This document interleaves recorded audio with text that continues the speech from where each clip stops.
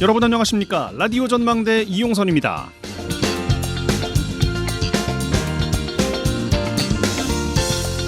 어제 함께 일하는 지인이요, 휴대전화 스매싱으로 큰 불편을 겪었어요. 퇴근 시간에 임박해서 휴대전화가 갑자기 알뜰폰으로 통신사 변경이 되면서 제어가 되지 않았고요. 지인 수천 명에게 돈을 입금해달라는 문자가 전송되기도 했습니다. 추석 명절을 맞아서 이런 스매싱이 기승을 부릴 전망입니다. 택배 주소에 오류가 있다면서 원격 제어 URL을 다운받으라고 한다든지, 부고나 과태료, 범칙금, 명절 선물 등을 빙자해서 악성 앱을 설치하도록 하고 금전을 요구하는 등 수법도 다양하고 치밀해지고 있습니다. 이에 맞서서 우체국이 집배원이 이용자에게 전화를 걸면 진짜 집배원임을 나타내는 발신자 표시를 하겠다고 합니다. 집배원이 전화를 걸면요, 안녕하세요 우체국입니다라는 문구가 뜨고 우체통과 집배원의 그림이 화면에 뜨게 되고요. 수취인의 주소가 불분명한 경우에 배송지 문의를 할 수는 있는데 고객에게 전화나 문자로 원격 제어 앱을 설치하라고 요구는 하지 않으니 유의하라라는 당부를 하고 있습니다. 우선 스미싱 등 사이버 범죄의 피해를 입지 않도록 모르는 전화번호나 인터넷 주소 클릭하지 마시고 스마트폰 백신 프로그램을 설치하시는 게 좋겠습니다. 또 스마트폰에 저장된 신분증 사진 지우는 게 좋겠습니다. 그럼에도 불구하고 피해를 입은 경우에 금융회사 콜센터를 이용해서 본인 계좌에 대해서 일괄 지급정지 요청을 하시고요. 경찰청에 피해 사실을 즉시 알려서 범인이 돈을 옮기지 못하도록 해야 합니다. 명절 연휴에도 경찰청은 24시간 온오프라인으로 피해 신고를 받는다고 하니까요. 알고 계시면 좋겠습니다. 오늘 라디오 전망대가 준비한 소식입니다. 지역 소식들 뉴스 브리핑 통해서 들어보고요. 매주 수요일 코너 라전법정 칭찬해주세요. 이어집니다. 지금 바로 시작합니다.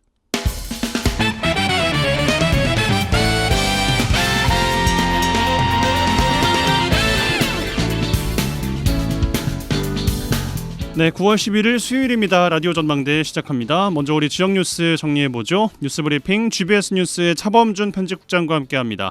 전화 연결돼 있어요. 안녕하십니까? 네, 안녕하세요. 네, 순천에서 시작합니다. 최근 순천 신대지구 주민들이 지역의 고등학교 설립을 요구하면서 주민협의체를 구성한 데 이어 도의회에서도 학교 건립에 대한 요구가 제시됐습니다. 지역의 이슈가 되고 있어요. 네, 지난달 순천시 신대지구 주민들이 지역에 고등학교가 부족해 이 학생들이 원거리 통학으로 인한 불편이 크다며 고등학교 유치 추진위원회를 발족해 지자체와 교육당국에 이 학교 설립을 요구하고 있습니다. 최근 전남 도의회 도정질의 과정에서도 이 고등학교 건립을 촉구하는 목소리가 나왔습니다. 지난달 초 지역 주민들로 구성된 순천시 해룡면 고등학교 유치 추진 협의회는 순천시 해룡면은 인구가 5만 6천 명으로 순천 인구의 20%를 차지하고 있고 지난 10년간 인구가 2만 3천 명이 증가했지만 관내 초등학교와 중학교는 각 6곳인데 비해 고등학교는 이 관내의 복성 고등학교가 유일해 이 중학교 대비 고등학교가 턱없이 부족하다며 관내에 학교 신설이나 이전이 필요하다고 주장했습니다. 주민들은 현재 해룡면의 인구 수와 학생 수를 감안할 때 헌법에 보장된 교육권을 침해당하고 있다며 해룡면의 수건 사업인 고교 유치를 최우선 과제로 두고 이 서명운동을 통해 반드시 고등학교 유치가 현실화될 수 있도록 하겠다며 학교 설립의 필요성을 강조하고 있습니다.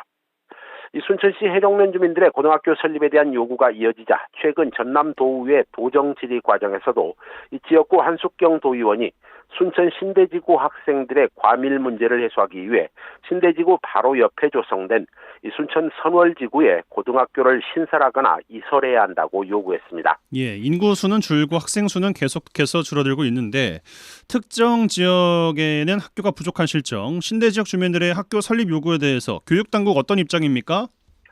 네, 순천시 신대지구 지역구 도의원인 한숙경 의원은 도정질의를 통해 신대지구 원거리 통학 문제 해결을 위해 교육당국에 에듀버스 지원을 요청하는 등 경제자유구역청과 교육청에 이 학교 용지 부지를 지속적으로 건의해 선월지구에 이 학교 용지 4곳을 확보했다며 선월지구가 오는 2028년에 완공 예정이기 때문에 주민들의 입주에 맞춰 학생들이 입학할 수 있도록 고등학교 설립을 서둘러야 한다고 주문했습니다.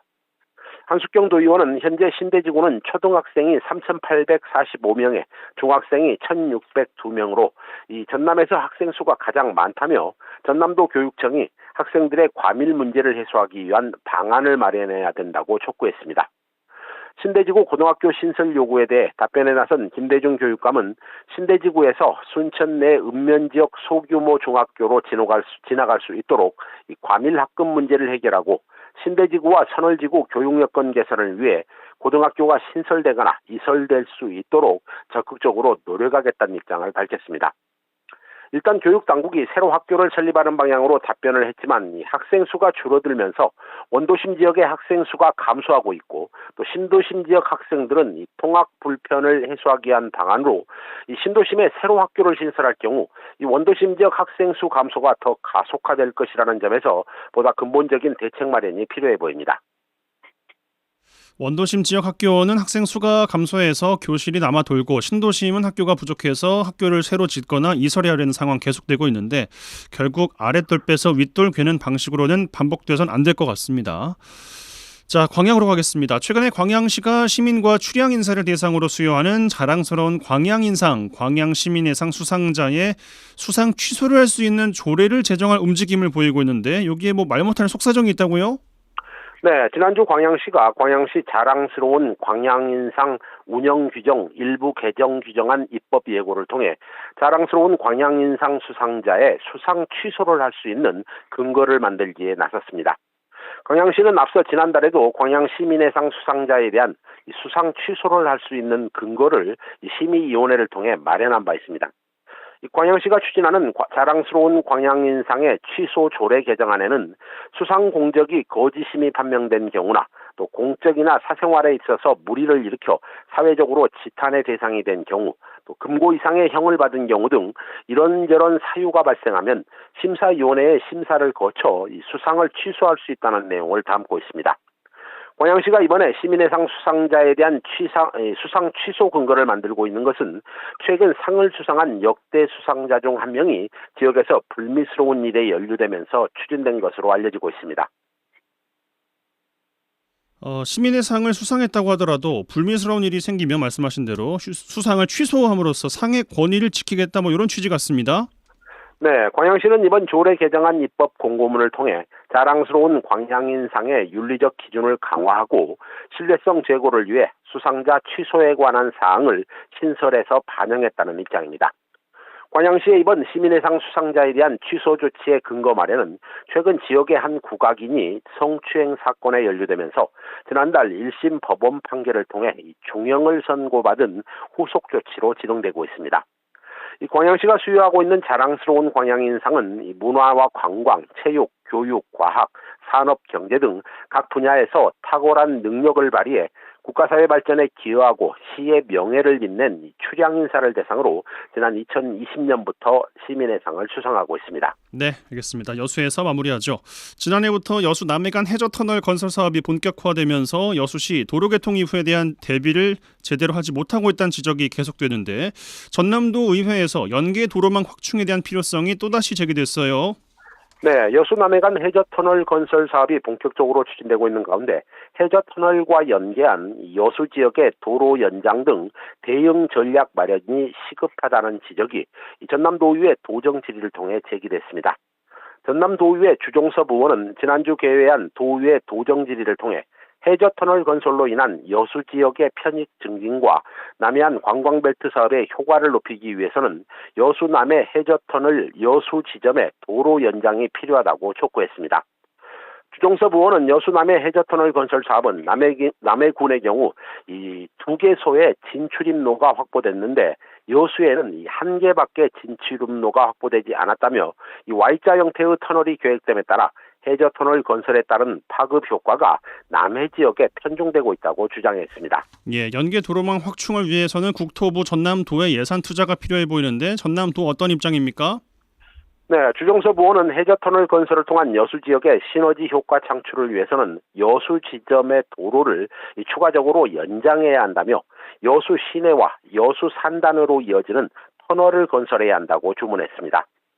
여수 남해 해저터널의 여수 지역 추가 도로망 확충 건의에 대해 이 답변에 나선 김영록 전남지사는 현재 사업 추진 상황이 여수 시민들이 소외감을 느낄 수 있고 또 여수시의 혜택이 더 돌아갈 수 있도록 국도를 연장하는 방안에 대해 국토부 등 관계 부처와 여수시, 지역 국회의원 등과 협의해 적극적으로 노력하겠다고 답변했습니다. 예, 알겠습니다. 뉴스브리핑 GBS 뉴스의 차범준 편집국장과 함께했어요. 고맙습니다. 네, 고맙습니다.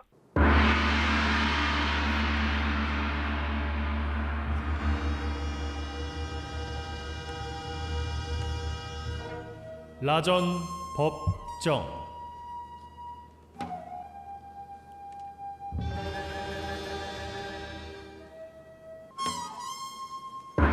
내 생각만 옳은 것은 아니다. 이런 주장도 있다. 이슈를 바라보는 눈을 키워드립니다. 라디오 전망대 라전 법정 시간입니다. 매주 수요일 시간이죠. 자, 오늘도 두 분과 함께합니다. 부부 변호사 송하진, 이결하 변호사 두 분 어서 오십시오. 네, 안녕하세요. 안녕하세요. 반갑습니다. 한 주 어떻게 보내셨습니까? 한 주간 추석 연휴가 곧 다가오고 있다는 그 희망 하나만으로. 희망입니까? 예, 희망이기도 하고. 늘 절망에 빠지셨잖아요. 이맘때 되면. 절망까지는 아니고요. 약간의 부담이라고도 좀 해두죠. 예. 그런데 정말 이상 기후라고 할 정도로 네. 날씨가 아직 폭염, 덥죠? 연일 폭염주의보가 맞네 메시지가 오는 정도로 늘 근데 이제 어느 순간 이제 추석 때도 좀 더웠었는데 더웠던 네. 기억이 있는데 요즘은 그냥 정말 한여름처럼 더운 것 같아요. 그래서 좀 적응이 안 되는. 근데 또 나뭇잎은 색깔이 변하는 걸 보면 또 가을이 된 것 같기도 하고. 그래서 나뭇잎을 그래도 좀 보시네요. 저는 보죠. 이야, 그래서 낭만이 아직 있으시네. 마음이 이제 이상합니다. 그래서 이제 뭐 다가오는 이제 무슨 말을 하려고 했는지 모르겠는데 어쨌든 건강 관리 잘 하십시오. 예. 네. 이번 추석 어떻게 보낼 계획이세요? 이번 연휴가 좀 많이 길잖아요. 그래서 뭐 산소도 가보고 주말부터 뭐, 시작하면 이제 수요일까지 쉬는 거니까. 자가집도 왔다 갔다 하고 그에 상응하는 지출도 상당히 있을 것이라고 좀 예상이 되는데 뭐 또 기승전 지출. 예, 슬기롭게 또 한번 어떻게 버텨봐야지 않겠습니까? 예. 네. 버티는 삶. 네. 버티는 삶. 네. 아니요, 뭐 이제 명절이 길기는 한데 사실 뭐 저희는 크게 명절이 길다 이거가 체감되지는 않는데 일단 그래도 또 명절이 긴 만큼 또 일할 수 있는 시간은 또 좀 제한적이니까 결국에는 조삼모사잖아요. 그래서 좀 할 일들 좀 미리 좀 많이 끝내놓고 또 뭐 그러네. 이제 필요하다면 명절이지만 또 출근을 하고 해야겠죠. 네. 우울하네요. 굉장히 우울한 이야기. 아니요, 되게 기쁜 이야기예요. 일을 네. 할 수 있다라는 건 얼마나 기쁩니까. 네. 예. 그러게 말입니다. 예, 그 말씀도 맞는 말씀이네요. 예, 일할 수 있음에 감사하다. 일을 그럼 저희는 이제 한번 해보겠습니다. 자, 화제의 판결부터 들어가 볼까요? 어떤 판결 한 주간 주목해 보셨습니까? 이제 헌법재판소의 결정을 하나 좀 가져왔는데 네. 이제 우리가 뭐 이런저런 이유로 학원들을 좀 많이 다니시잖아요. 근데 이제 처음에 학원비를 보통은 이제 선불로 뭐 몇 개월치를 한 번에 결제하는 경우도 좀 흔한데 근데 막상 좀 다녀보니까 아니 이거 못 다니겠다 이제 이런 경우에 학원비 반환 문제가 생겨요. 네. 그래서 실제로 이제 이 사연은 어떻게 거슬러 올라가냐면 이제 공인중개사 시험 대비 강의를 하는 학원을 운영하는 사람이 이제 어떤 수강생이 이제 한 180여만 원을 결제를 했다가 한 달 만에 이제 좀 못 다니겠다 해가지고 학원비를 반환해 달라고 한 거예요. 그러니까 전 코스가 이제 그 가격이었나 보네요. 네, 그랬나 봐요. 근데 이제 거절한 거죠. 그랬더니 이제 그 수강생이 소송까지 했어요. 그래서 반환 청구 소송을 해서 일부 인정을 받았는데 네. 이 학원을 운영하는 이 업자 입장에서 이 규정 학원의 설립 운영 및 과외 교습에 관한 법률에 이 학원비 반환에 대한 규정이 있거든요. 이게 좀 헌법에 반한다라고 해서 뭐 단순 변심 수강생의 어떤 단순 변심에 의한 학원비 반환까지도 이렇게 반환이 된다라는 거는 좀 뭔가 나의 기본권을 침해한다라고 하면서 헌법재판소까지 갔는데 네. 결론만 먼저 말씀드리면 이거는 합헌이라는 게 이 지금 현재 헌법재판관 전원 일치 의견으로 합헌 결정이 났습니다. 그러니까 반환해줘야 되는 게 맞다. 네, 네, 이 규정이 그러니까 헌법에 반하지 않는다. 예. 학원을 운영하시는 분들 입장에서는 좀 이게 굉장히 불합리하다라고 생각할 수도 있어요. 왜냐하면 단순 변심에 의한 것도 우리가 다 환불을 해줘야 되느냐, 뭐 이제 그게 문제가 돼서 지금 헌법재판소까지 올라가게 된 케이스입니다. 네. 법 규정상으로는 단순 변심인 경우에도 일정 부분 환불을 해주라 이렇게 나와 있고 이제 판단을 한 이유들을 구체적으로 살펴보면은 학습자에게 불가피한 수강 불능 사유가 발생하는 경우뿐만 아니라 단순 변심이라든지 아니면 허위 과대 광고 때문에 수강을 중도에 포기하는 경우에도 뭐 전액이 아니라 적정 수준의 수강료를 반환받을 수 있도록 하기 위한 취지에서 마련된 조항이고 이제 단순 변심부에서 포함해서 수강할 수 없는 이런 경우들을 모두 의미하는 것은 충분히 예측할 수 있으니까 이 법 조항이 명확하게 해석은 된다. 예. 그리고 어떤 일정 부분 그 수강생의 권리를 보호하는 조항이지만 반대로 어떻게 보면 학원을 운영하시는 분들의 뭐 재산권이라든지 나머지 뭐 그 기본권들을 좀 제약하는 측면이 있잖아요. 근데 여기서 보면은 그 교습 계약의 특성상 장기간의 교습비 등을 일시불로 선불하도록 하는 경우가 많아서 분쟁의 소지가 크다. 이런 영역은 그래서 국가가 일부 개입할 필요성이 상당히 있어 보이고, 그리고 구체적인 반환 사유라든지 반환 금액을 뭐 일률적으로 그냥 무조건 전액을 반환해라는 게 아니라 대통령령, 그러니까 시행령으로 다 이렇게 세부적인 규정까지 마련해 놨으니 뭐 기본권 침해가 되더라도, 그러니까 학원 운영하시는 분들의 기본권이 좀 침해되거나 제한되더라도 최소화하고 있지 않느냐. 그래서 이걸 단순히 위헌으로 보기는 어렵다라고 판결이 나왔어요. 그러니까 이 판결이 좀 의미가 있는 게 뭐냐면, 예전에 이 학원 설립 이 관련 법에는 학원 설립이나 운영자 측의 사유에 의해서만 이제 만약에 폐업을 하게 되거나 더 네. 이상 이제 학원을 운영할 수 없게 된 경우에만 학원비를 반환해야 된다는 그런 규정이 있었는데, 이 규정이 1999년에 법률이 개정되면서 학습자 측의 사유도 추가가 된 거예요. 그러니까 이때 이렇게 추가한 사유를 봤을 때 아무래도 뭐 학습자와 운영자, 학원을 운영하는 사람 사이에서는 아까 말씀드린 대로 뭐 선불로 많은 금액을 받는 경우가 있고, 이게 이제 추후 분쟁의 소지가 많은데 이거를 뭐 학습자의 뭐 단순 변심으로는 뭐 무조건 뭐 안 되게 된다라던가 이렇게까지 하게 되면 너무 제한을 하게 된다는 거예요. 그래서 뭐 이제 아마 이 사례에서 이 청구인, 헌법소원까지 한 청구인은 이렇게 뭐 어떤 불가피한 사유가 아니라 그냥 자기가 좀 다녀보다가 아이 못 듣겠다 하고 반환하는 경우까지 해줘야 되냐, 이런 거는 너무 뭐 계약의 자유를 침해한다든지 아니면은 법 자체가 명확하지가 않다, 이런 걸 왜 안 넣냐 해가지고 문제를 삼았는데, 헌법재판소는 이런 주장이 이제 맞지 않다라고 판단한 거죠. 네. 알겠습니다. 이 정도로 마무리하고 주제로 넘어가겠습니다. 말씀 앞서 나눈 대로 저희 다음 주가 이제 추석입니다. 뭐 가족 친지들 오랜만에 모이게 되는데 각자 따로 지내다가 간만에 모이게 되면 이게 갈등 상황이 종종 연출이 돼요. 네. 추석에 이혼 상담 급증한다는 조사 결과도 있고요. 가족들이 한 곳에 모이는 만큼 특히 아이 있는 집이면은 층간소음 관련 갈등도 늘어난다고 합니다. 또 부모가 부양의 의무를 다하지 않는 자녀에게 부양료 청구 소송 문제가 불거지기도 하는데, 추석을 맞아서 기분 좋은 일만 있으면 좋겠습니다만 또 생길 수 있는 갈등 상황과 그 밖에 짚어볼 문제들도 아시면 좋지 않을까 싶어서 이야기 오늘 나눠보겠습니다. 먼저 준비된 꽁트 듣죠. 아 참나, 우리 집 며느리는 상전이야 상전. 명절이 돼도 올 생각을 안 하는 거야. 어머님, 아버님, 저희 왔어요. 아이고 빨리도 온다. 아니 지금이 몇 시냐? 너희 엄마 무릎도 아픈데요. 아까부터 서서 나물 묻히고 전 부치고 있는데 며느리라고 하나 있는 것이 어디서 슬슬 기어들어와. 아유 아버님, 그게 아니라 차가 너무 막혀서요. 아니 명절에 차 막히는 건 젖 먹는 애기들도 하는 것이지 무슨 차 핑계를 대고 있어. 어? 저희 새벽이라도 일찍 출발했으면 제 시간에 도착을 했을 거 아니냐. 아니 뭐하고 서 있냐.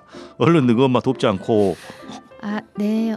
어머니 좀 쉬세요. 이제부터 제가 다 할게요. 그래 얼른 네가 받아갖고 해라. 저기 아버님, 우리 나전이가 어제부터 열이 좀 있는데 아무래도 좀 살펴보고 올게요. 애기 단속을 어찌했길래 또 애기가 아프냐. 아니, 애기들이 한참 아플 나이거든요. 아버님, 잠깐만 열이 있나 보고 올게요. 아니 이제 막 와갖고 뭐 일은 하는 둥 마는 둥 뭐 애기 핑계나 대고 말이야. 아버님, 나전이 데리고 아무래도 응급실 좀 다녀와야 될 것 같아요. 열이 너무 많이 나요. 아이고 니그 애기는 왜 명절만 되면 아픈 거냐. 다 마음에 안 들 죽겠네. 참 대화 참 징글징글하네요. 징글징글하네요. 아버지가 같이 전을 붙이고 나물도 붙이고 하시면 되실 그러니까요. 것인데 본인도 가만히 계시면서 먹을 줄만 아시나. 뭐 집마다의 또 문화라는 것이 또 있고 뭐가 맞는지는 뭐 모르겠습니다만 아무튼 요렇기 때문에 이제 갈등이 생긴다는 겁니다. 서로 이해의 폭이 좀 더 있어야 되지 않나 싶은데, 아무튼 뭐 대표적일 수 있는 갈등 상황 연출로 한번 저희가 꽁트로 들려드렸고요. 잠시 전하는 말씀 광고 듣고 와서 관련된 이야기 더 나눠보겠습니다.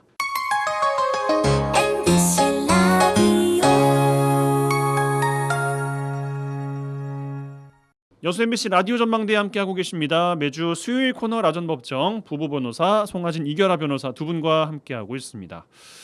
자, 추석 명절에 대한 이야기 이제 오늘 살펴볼 텐데, 꽁트에서 앞서 들으셨습니다만 가족들이 많이 모이게 되면 이제 갈등이 생기는 경우가 종종 있습니다. 그리고 누구의 말인들 약간 그 거슬리는 포인트들이 또 있단 말이죠. 꽁트의 경우에는 시아버지와 며느리의 갈등으로 꾸며봤습니다. 뭐 이혼 얘기 참 많이 나온다면서요, 명절 지나면은? 뭐 이른바 명절 증후군이라고 하잖아요. 근데 이게 꼭 이제 보통은 아직까지도 이제 뭐 이제 명절에 뭐 차례상을 준비하면서 일어나는 뭐 어떤 주부들이 아니면 여성들이 겪는 거라고만 생각을 했지만 그렇지 않다고 하더라고요. 명절을 앞둔 뭐 취업 준비생이라든지 그러니까 젊은 청년들도 뭔가 이제 명절을 계기로 뭐 너 어떻게 할 거냐, 결혼은 언제 할 거냐, 뭐 이런 것들 있잖아요. 그러니까 어디 그런 원서 거, 썼니 네. 뭐 이런 거. 그런 거 생각만 하더라도 막 가슴이 두근두근 거리고 불안하고 이런 게 이런 명절 증후군을 뭐 비단 여성만 겪는 문제가 아니라고 해요. 네. 그래서 아무래도 이제 뭐 명절을 기점으로 이제 사내 못 사내라고 하는 이런 상담수가 사실 늘어나는 거는 이제 통계적으로도 조금 유의미한 결과는 있다고 합니다. 근데 이거는 갑자기 명절에 어떤 하나의 에피소드만으로 이혼까지 가 이렇게 하지는 않고 쌓여왔던 쌓인 것이. 거죠. 조금씩 쌓였던 게 오랜만에 가족들이 모이다 보면 이게 이제는 도화산처럼 폭발해버리는군요. 뭔가 작은 불씨 하나만으로도 이게 이제 터져버리게 되는 이제 묵혀왔던 감정이 어떠한 뭐 말 한마디 아니면 어떤 행동 하나 아니면은 뭔가 내가 소외되는 느낌 아니면 다른 사람만 챙겨주는 뭐 이런 비교하는 그런 어떤 여러 가지 상황에 의해서 촉발되는 거죠. 그래서 뭐 명절에 갑자기 없었던 갈등이 폭발하는 것은 아니고 맞아요. 쌓여있던 것이 이제 명절을 계기로 이제 그것이 건드려지는 일이 많고 실제로 뭐 이제 명절 후에 뭐 상담을 하기도 하고 이게 뭐 단순히 이혼 사건 이런 문제를 떠나서서 뭐 형사 사건으로 번지기도 하잖아요. 그래요. 서로 이제 뭐 몸싸움을 벌이는 경우도 있고 그래서 이제 명절이라는 것이 참 좋은 의미가 있는데도 불구하고 또 이제 이런 것들이 이제 드러나는 것이죠. 네. 꽁트는 시아버지가 며느리한테 그냥 뭐 막말을 뭐 하신다거나 아니면 시댁 식구들 폭언 괴롭히는 경우에 이혼 사유가 될 것 같습니다. 네. 예. 우선은 뭐 대표적인 이혼 사유 같은 것들이 이제 민법 840조의 재판상 이혼 사유가 규정이 돼 있는데요. 네. 뭐 상대가 부정한 행위를 저지른 경우, 뭐 배우자가 일방을 유기한 경우 이런 것은 이제 일반적이고 명시적으로 이런 규정이 있습니다. 상대 또는 직계 존속에게 부당한 대우를 받은 경우, 아니면 자신의 직계 존속이 배우자로부터 부당한 대우를 받은 경우, 이 명절에 일어날 수 있는 어떤 갈등 상황은 이 두 가지로 좀 약축을 해볼 수 있을 것 같은데 어쨌든 방금 말씀드린 것처럼 명시적인 그 이혼 사유로 규정이 돼 있습니다. 그리고 꽁트 사례에서도 좀 나왔지만은 시아버지가 사실 좀 며느리에게 좀 굉장히 막말을 지금 하고 있는 상황이잖아요. 그래서 이런 경우에도 명시적으로 이혼 사유에 해당하냐라고 질문하신다면 해당할 수는 있어요. 근데 다만 아까 이계라 변호사가 이야기했던 것처럼 뭐 그 사유의 정도가 문제가 되겠죠. 그래서 혼인 관계를 지속하도록 강요하는 것이 가혹하다고 여겨질 정도가 돼야겠죠. 그래서 한두 번 잔소리를 했다라고 해서 그것만 가지고 바로 이혼 사유가 될 수는 없을 것이고, 다만 뭐 평상시에도 그랬다거나 아니면 매번 명절 때마다 이런 어떤 정신적인 모멸감을 느껴질 정도의 잔소리를 심하게 한다든지 이러면 충분히 이혼 사유에 해당할 수 있겠죠. 네. 이제 난 더 이상 못 산다, 이렇게는 못 산다 해서 이혼해야겠다라고 한다면 처음 해야 될 것이 증거를 수집해라, 뭐 이런 이야기가 있어요. 자, 이제 녹음을 해놔야 됩니까 이거? 예, 그러니까 증거라는 게 이제 다 아세요. 이게 결국에는 왜냐하면 법원에서 이제 내가 언제 그런 말 했어 하면 네, 이럴 수 있는 거니까. 판사는 사실 제3자잖아요. 예. 그 사건을 직접 목격한 사람도 아니고 뭐 이제 내가 피해를 입었다고 주장하는 사람과 나는 피해를 준 적이 없다는 사람의 두 사람의 팽팽한 그런 대립되는 주장 사이에서 어떤 주장을 믿을 것이냐. 이럴 때 필요한 게 증거예요. 그래서 뭐 이제 근데 우리가 특히나 이혼 사건이나 이런 가족 간 소송에서 증거를 매 순간 남길 수가 없잖아요. 그럼요. 갑자기 막 내가 누군가한테 이제 뭐 그 배우자나 그 배우자의 뭐 가족으로부터 내가 부당한 막 말을 듣는데 갑자기 녹음기를 켜면서 잠깐만 자, 저 지금 말씀해 녹음기 보세요. 사실 그렇게 하는 거 상상하기가 힘들어요. 그렇죠. 그래서 실제로 이제 소송으로 가게 되면 뭐 내가 이렇게 부당한 대우를 받았습니다. 이거에 대해서 이제 주장만 있을 뿐이지 그거를 입증할 수 있는 거는 사실 많지가 않으면 그러게요. 재판장 입장에서는 이 피해를 입었다는 말만으로 이 피해를 인정해 주기에는 증거가 부족하기 때문에 이제 결국에 좀 기각이라는 표현을 쓰는데 기각되는 경우가 많아서 이제 많은 이제 그런 법률적인 조언을 하시는 분들이 증거가 있어야 됩니다. 예. 하다못해 뭐 목격자라도 뭐 이렇게 있어야 된다라고 하는 게 그 부분이에요. 결국 그러니까 재판이라는 것이 누가 말을 더 잘하고 누가 주장을 더 예쁘게 잘하냐 이거를 가리는 싸움이 아니라 증거에 따라서 판단을 해야 되는 그런 싸움이기 때문에 결국에는 증거를 얼마나 수집을 했느냐에 따라서 나의 주장 내용이 먹히느냐 안 먹히느냐가 달라지겠죠. 근데 방금 말씀하신 것처럼 일상생활에서 녹음기를 항상 차고 다니는 사람이 어디 있겠어요. 그럼요. 근데 예를 들어서 이런 부당한 대우들이 반복적으로 행해지고 있고 충분히 예상 가능하다. 그러면 녹음기를 차고 먼저 이번에는 명절에 가보는 것도 방법이 될 수는 있겠지만 참 이런 말을 하고 있는 현실이 참 서글프네요. 이렇게까지 해야 될 일입니까 가족 사이에. 용량이 넉넉한 것을 기왕이면 근데 또 뭐 이제는 그런 말까지. 헤어지기로 이렇게 특히나 배우자 사이에는 그렇게 큰 갈등이 없는데 음. 배우자의 가족과 만약에 갈등이 있다라고 하면 사실 이제 그게 결국에는 배우자의 갈등으로 번지게 되잖아요. 그렇죠. 예. 그러다 보면은 내가 이제 정말로 이 관계를 이어갈 수 없겠다라고 생각을 하면 그러면 이제 만약 이걸 또 부인하는 상황이라고 한다면 이제 자기의 권리를 주장하기 위해서는 뭔가 이제 자기도 내가 피해를 입었다라는 걸 입증할 수 있는 그런 이제 행위로 나아갈 수밖에 없는 것이죠. 예. 불가피한 측면은 있을 것 같아요. 뭐 이런 경우는 뭐 손해배상 이런 이야기들도 나올 수 있습니까? 예, 그래서 뭐 통상 우리가 이혼을 할 때 유책 배우자에게 뭐 위자료 청구를 할 수 있다. 이거는 모두 다 아는 상식인데 예. 예를 들어서 우리가 지금 오늘 다루고 있는 사례처럼 시아버지나 시어머니 아니면 또는 장인 장모 때문에 혼인이 파탄되는 경우도 있을 수 있잖아요. 그렇죠. 뭐 명시적인 그 이혼 사유로도 규정이 돼 있는 만큼 예. 예, 그런 경우에는 혼인 파탄의 원인이 배우자가 아니라 제3자 장인 장모 아니면은 시아버지 시어머니 이런 사람들에게 있다면 그들을 상대로도 위자료 청구도 가능합니다. 그러니까 배우자를 상대로는 이혼 및 위자료, 그 다음에 제3자인 뭐 시부모 아니면은 처가, 그 이제 장인 장모를 상대로도 할 수도 있는 이제 할 수는 있어요. 왜냐하면은 혼인 관계라는 게 당사자뿐만 아니라 당사자를 둘러싼 다른 사람에 의해서 가장 흔한 게 상간자 소송이잖아요. 예, 그런 경우가 있는데 이제 상대방의 가족을 상대로도 내가 정말 위자료를 받아야 된다. 이거는 그러니까 상대방 배우자로부터 받는 위자료로는 회복되지 않는 정신적인 고통이 엄청 심했다라고 네. 한다면 청구할 수 있고 그래서 청구해서 만약에 그런 사실이 인정이 된다고 하면 별개로 인정이 되는 거죠. 배우자는 얼마를 지급하고 또 그 배우자의 가족은 또 얼마를 지급하라 이렇게 인정이 되는 겁니다. 네. 그런가 하면 이런 경우도 있다 그래요. 부모가 추석과 설 제사비 등을 포함해서 부양료를 지급하라고 소송을 낸 경우 이건 어떻게 봐야 됩니까?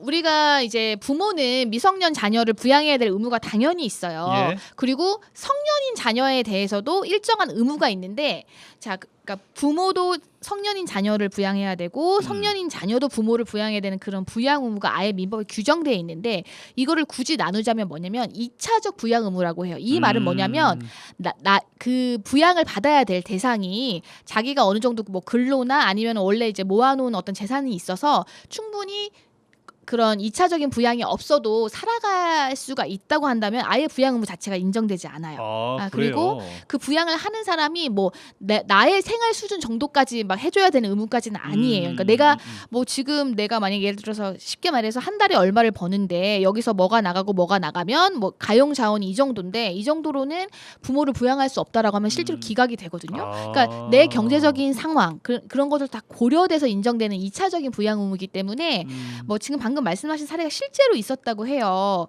이 사례 같은 경우에는 뭐 이제 그 자녀를 상대로 내 생활비, 뭐 병원비, 추석에 뭐 차례를 지내는 비, 뭐 묘지를 관리하는 비 해서 뭐 월 100만 원 정도를 줘라 이렇게 청구를 진짜 부모가 했는데 이제 법원이 여러 가지 사정을 검토를 해서 아마 이제 부양을 청구한 부모의 재산 상태나 부모의 뭐 근로 능력이나 뭐 이런 거 다 고려했겠죠. 그다음에 이제 자식의 그런 상태도 고려해서 월 한 13만 원 정도를 인정했다고 합니다. 인정이 되긴 했어요. 네, 일부는 인정이 된 거예요. 그래서 뭐 이제 사례는 아주 다양한데 아예 전부 인정이 안 되는 경우들도 많고 아니면은 뭐 일부 인정되기도 하고 그래서 이제 어쨌든 이 부양료 소송이라는 게 우리 이제 부모와 자식 간에 그리고 또 부부 간에도 당연히 이런 부양 의무가 있기 때문에 그거에 대해서 만약에 상대방이 그 의무를 이행하지 않는다고 하면 부양료를 지급해달라는 청구가 가능합니다.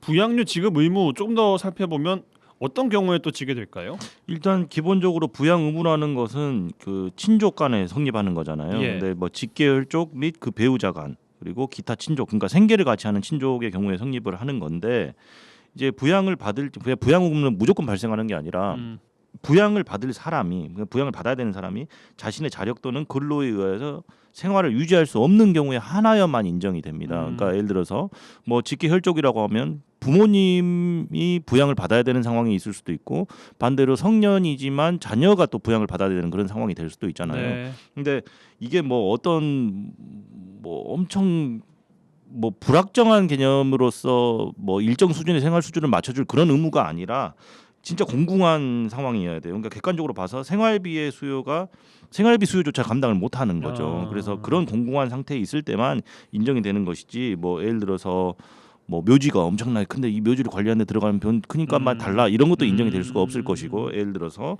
뭐 유학 비용을 내놔라고 자식이 또 부모님한테 소송을 걸 수도 있잖아요. 유학 비용은 생활비는 아니지 않습니까? 그렇죠. 그래서 예. 그런 부분들은 좀 인정되기 어렵다는 것이죠. 네.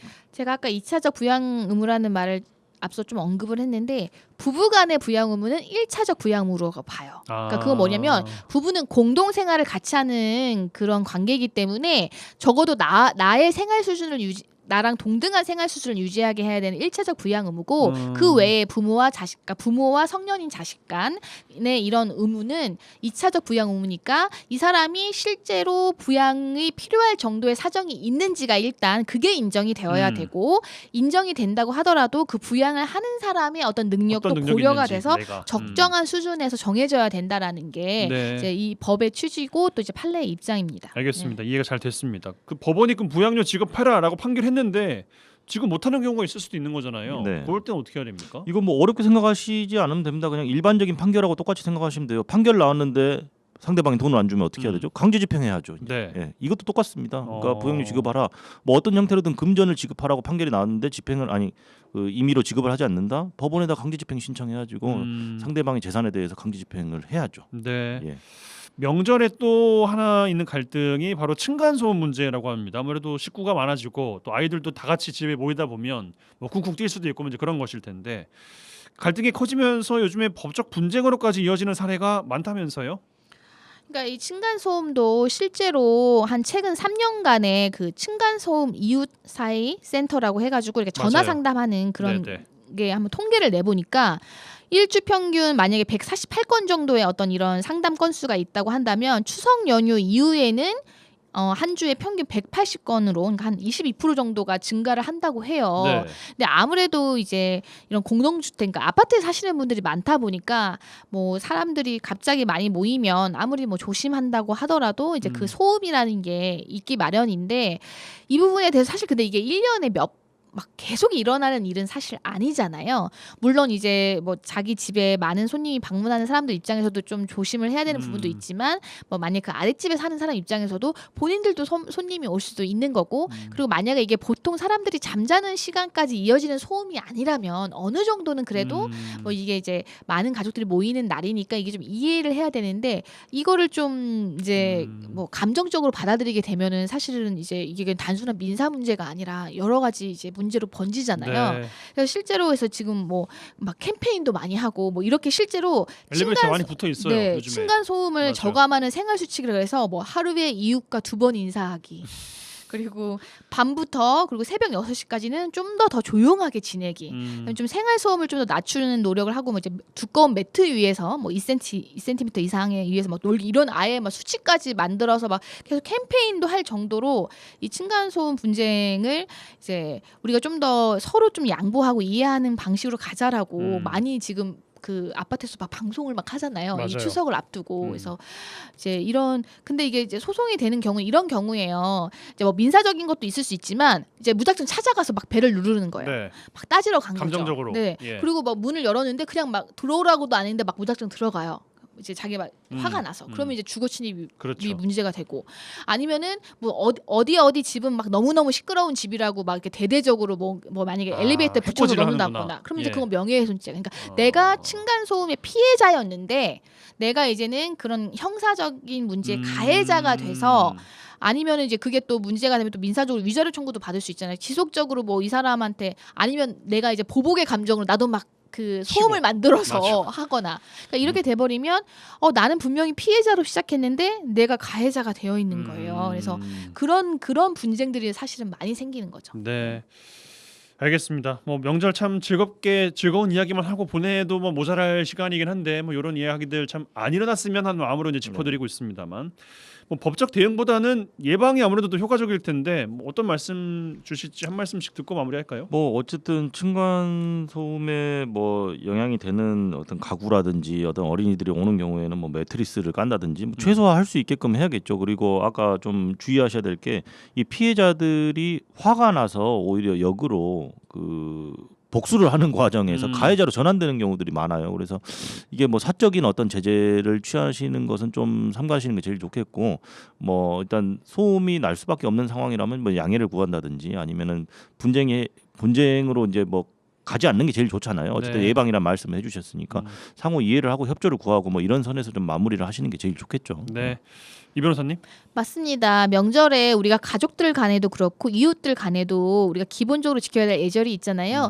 내가 그 질문을 받았을 때 기분이 나쁠 것 같은 아니면 조금 대답하기 민망할 것 같은 질문은 아무리 가족이라는 이름으로라도 하지 마시고, 그다음에 이웃한테도 어쨌든 뭐 이제 어떻게 보면은 가족들보다도 더 자주 마주치는 게 이웃이잖아요. 그러면은 평소에 좀 좋게 관계를 유지해 놓으면 한 번 소음이 났다고 해서 막 그렇게 하지는 않으니까 좀 서로 좀 더 이해하고 양보하고 이제 그렇게 하시면 크게 뭐 이게 분쟁으로 해서 이제 정말 못 사네 아니면은 뭐 이웃 간에 뭐 가서 따지고 이렇게까지 하는 걸로는 번지지 않을까 생각합니다. 네, 알겠습니다. 명절은 이제 말씀 주신 것처럼 가족 공동체가 완성되는 시간이죠.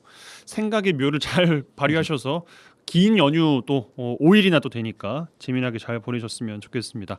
라전 법정은 이 정도고 뭐두 분께 뭐 말씀 이미 드렸습니다만 저희와 함께한 방송은 이제 이번 주까지입니다. 아쉽습니다. 고생 많으셨습니다. 네. 슬퍼요. 건강하시고 슬프지만 언젠가 또 다시 만날 날이 있겠죠. 아니 그러겠죠. 우리 또 좋은 곳에서 네. 또 뵙길 바라고, 그동안 그래도 이렇게 정말 있었어요. 목소리도 기억해 주시고 잘 듣고 있다고 말해 주시는 분들이 있었습니다. 너무 감사하고 또 뭐 기회가 되면 또 인사드릴 수 있었으면 좋겠어요. 네, 저랑 헤어지는 게 마지막이라고요. 그니까요. 네. 그니까요. 항상 건강하시고 행복하십시오. 건강하십시오. 예. 고생하셨습니다. 라전 법정 부부 변호사 송하진 이결아 변호사 두 분과 함께했어요. 두 분 고맙습니다. 네, 감사합니다. 잘했군 잘했어 잘했군 잘했군 잘했어 그러게 내 영감이라지 잘했군 잘했어 잘했군 잘했군 잘했어 그러게 내 마누라지. 지역의 온기를 불어넣습니다. 라디오 전망대 칭찬 릴레이 캠페인 칭찬해 주세요 시간입니다. 이미지 리포터 나와 계세요. 어서 오십시오. 네, 안녕하십니까? 추석이 얼마 안 남았습니다. 추석 앞두고 명절 연휴 기간 소외되기 쉬운 독거노인 이웃들에게 마음을 전하는 따뜻한 봉사 현장 다녀오셨어요? 네, 추석이 나흘 앞으로 다가오면서요. 곳곳에서 추석 분위기를 느낄 수 있습니다. 하지만 지역의 일부 저소득 독거노인이나 장애인 가정, 또 한부모 가정은 외로운 연휴 기간을 보내야 되는데요. 예. 그래서 오늘 여수 문수종합사회복지관에서는 추석을 앞두고 소외된 이웃들이 조금이나마 풍성한 명절을 보낼 수 있도록 명절 꾸러미를 전달했습니다. 여수 산단내 기업들의 후원과 자원봉사자들의 손길로 600개의 꾸러미가 만들어지고 이웃들에게 전달됐는데요. 이 가정에서 유용하게 사용할 수 있는 라면, 죽, 식용유, 파스 등 12가지의 다양한 물품과 이웃들을 사랑하는 마음을 가득 담아 포장했습니다. 또 추석은 맛있는 음식이 빠질 수 없잖아요. 오늘은 자원봉사자들이 오전 일찍부터 나와서 추석 명절 음식을 준비했는데요. 이 깻잎전과 산적도 부치고 갈비찜도 맛있게 하면서 맛있는 자취찜 냄새가 건물 가득 퍼졌습니다. 네. 문수종합사회복지관에서 펼쳐진 한과의 맞이 행사 함께 가보시죠.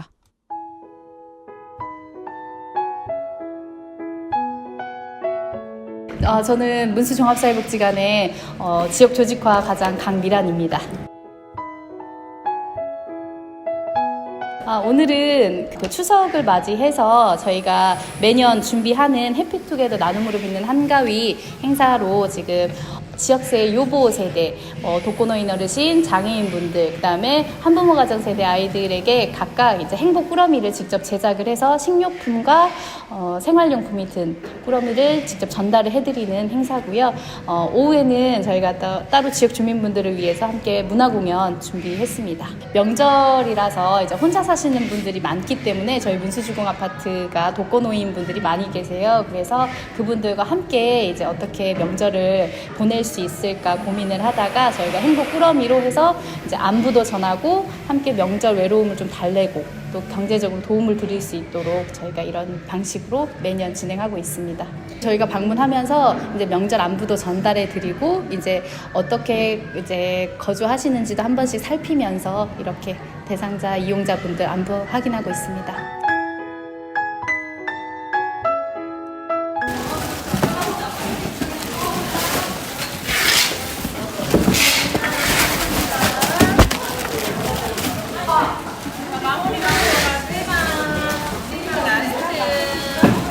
너무 기계적이요. 명절 때 주로 나오고요. 코로나 때문에 한참 못 하다가 그 풀리면서 조금씩 이제 나오고 있어요. 오늘 어떤 거 포장하셨어요, 선생님은? 저는 이제 카레 담는 걸 했습니다. 부모님이나 불우한 분들 이렇게 도움이 된다고 하니까 즐겁죠. 저희 이제 기금에서 직원들이 월급에서 일부 내고 회사에서 일부 내고 해서 그 기금을 이제 저희가 일부 지원을 해서 다른 기업들하고 같이 해서 이제 복지관에서 준비해 주시고 그렇죠. 명절 같죠. 설 추석 때마다 복지관 여러 군데를 하거든요. 내일도 동료수 모래는 미평 거기는 장기자랑 같은 거 막 노래자랑 같은 거 한다. 즐겁고 또 이게 남 일이 아니고 남한테 조금이라도 좀 도움이 될 수 있다는 마음이 얼마나 흐뭇하고 좋아요. 저렇게 완성품이 준비돼서 받으시는 분들이 얼마나 좋을까, 좋아하실까, 또 조금이라도 좀 즐거움이 됐으면 좋겠다 그런 생각에 재밌게 했죠. 기업들이 나와가지고 그 행사를 주관했었는데 기업들이 좀 후원을 하는 걸 공동으로 해보자 그런 취지로 해서 추석, 설 이런 큰 명절에 어르신들을 위해서 이렇게 행복꾸러미를 갖다가 다 연합해서 하니까 그 규모가 더 커지잖아요. 배가 되니까. 그래서 드릴 분들도 많고 찾아뵐 분들도 많고 그래서 뭐 좋은 취지로 같이 동참하고 있습니다. 한 30년 했죠. 봉사도 변화합니다. 옛날에는 그냥 주기식으로 가는 거 그러니까 그냥 전달만 할 뿐이었는데 지금은 그 전달을 가면서 복합 서비스 이 집에 가보니까 정말 우리가 게으른 세대가 맺어줘야 되겠다. 그럼 어르신이 병원을 가야 되겠다. 그러면 어르신이 지속적으로 복지관의 혜택을 받을 수 있도록 어떻게 좀 제도적으로 우리가 뒷받침할 수 있는 걸 갖다 관공서에다가 요청을 해야 되겠다. 이런 생각들이 많이 드는 거죠. 이 꾸러미가 그랬을 것 같아요. 이분들에 맞게 뭔가 생필품이나 맞는 걸 주자라는 의미도 있을 것 같아요. 맞습니다. 여기에 꾸러미 안에 담기는 것은 우리 복지사님들이 늘 어르신들하고 대화하다 보니까 필요한 물품만 구성을 해가지고 예산을 짜고 그래서 전달하는데 아마 큰 의미가 있다고 봅니다. 그래서 맞춰주고 하나하나 다독거려주고 그렇게 하고 있습니다. 문수하고 인연은 한 이제 30년 다 돼가는 것 같습니다. 제가 여기서부터 시작을 했거든요. 봉사를. 문수부터. 빠지면 서운합니다. 그래서 부모님을 대하듯이 저도 또 올 추석 고향을 가겠지만은 여기 여수에 있는 우리 어르신들을 위해서 조금이나마 손을 보탰다는 거에 만족합니다. 바른 선거 시민 모임 지금 깻잎 좀 붙이고 있습니다. 어르신들 지금 맛있게 해서 드리려고 제가 하고 있는데 땀이 납니다. 갈비 오고 소갈비 또 저 고구마 무침 고구마 때 무침 많이 있네. 저기 산적도 있고 산적 명절 추석 거석인께 많이 해요. 어르신들 맛있게 접대한다고 이것저것 많이 하네요. 특별한 날이죠. 대명절 앞이어서 연휴가 계속 껴가지고 이렇게 많은 음식으로 그 당일에는 접대하지 못한 걸 미리사 이렇게 맛있는 음식으로 접대하려고 하나 봐요. 더 정성을 다 듬뿍 담았죠. 봉사자들 조리사님이나 영양사님이나 봉사자들도 부모님한테 하듯이 그렇게 다 준비를 하고 있어요. 그분들은 자녀분들이 가까이 있지 못해서 외로우니까 다 채워주지는 못하겠지만 간접적으로 음식으로라도 대접하고 싶어서 그런 마음이에요.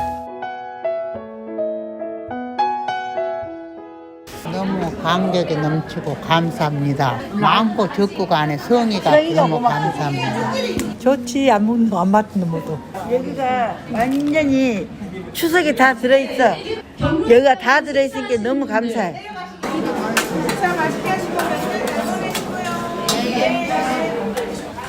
맛있지. 말도 못할게. 아이고 여기는 너무너무 맛있어. 잘 먹고 엄마들이 다 잘 먹잖아. 쑥 느낌이 나요. 잘 먹고 뭐 유공계 얼마나 줬어. 여러분들이 많이 도와주고 이렇게 감사해요. 모임이 많아요. 예. 어머님도. 예. 고맙습니다. 잘 드세요. 예. 설 선물인 게 서울 잘되게 생겼어. 기분이 좋네. 그런데 이제 갈 때는 다 돼가지고 여기도 오래오래 살고 싶네. 이런 걸 받을게.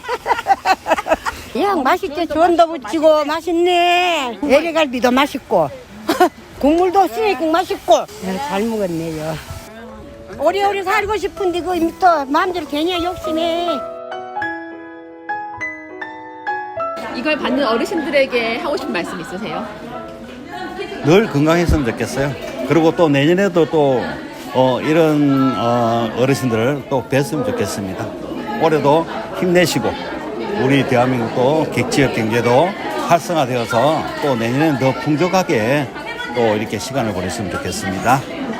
항상 건강하시고 그냥 지금처럼 이렇게 활동하시면서 행복한 나날 보내셨으면 좋겠어요.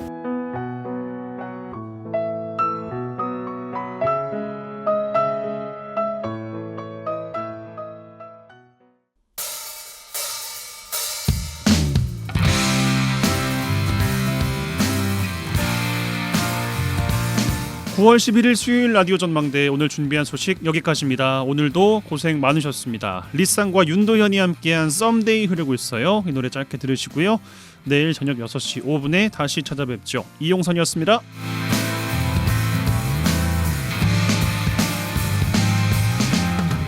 모든 것이 멈춘 채 시간은 또 조용히 흐르네.